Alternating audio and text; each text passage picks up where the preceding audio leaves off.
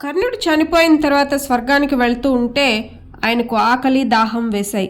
ఒక చెట్టు నుండి ఓ పండు కోసుకుని తినబోతే అది బంగారపు ముద్దలా మారిపోయింది. సెలయేటి దగ్గరికి వెళ్ళి నీళ్లు తాగుదామన్నా నీళ్లు కూడా బంగారంలా అయిపోయినాయి. స్వర్గానికి వెళ్ళిన తర్వాత కూడా అతని పరిస్థితి అలాగే ఉంది. తనకెందుకు ఇలా జరుగుతుందని ఆలోచిస్తూ ఉంటే, కర్ణ, నువ్వు దానశీలిగా పేరు పొందావు. అయితే ఆ దానాలన్నీ బంగారం, వెండి, డబ్బు రూపంలో ఇచ్చావు. కనీసం ఒక్కరికి కూడా అన్నం పెట్టి ఆకలి తీర్చలేదు. అందుకే నీకు ఈ దుస్థితి అని ఆకాశవాణి చెప్పింది. వెంటనే కర్ణుడు సూర్యుడిని ప్రార్థించాడు. సూర్యుడి కోరిక మేరకు ఇంద్రుడు కర్ణుడికి ఒక అపురూపమైన అవకాశాన్ని ఇచ్చాడు. నువ్వు వెంటనే భూలోకానికి వెళ్ళి అక్కడ అన్నార్తులందరికీ అన్నం పెట్టి పితృదేవతలకు తర్పణాలు వదిలి తిరిగి రమ్మన్నాడు.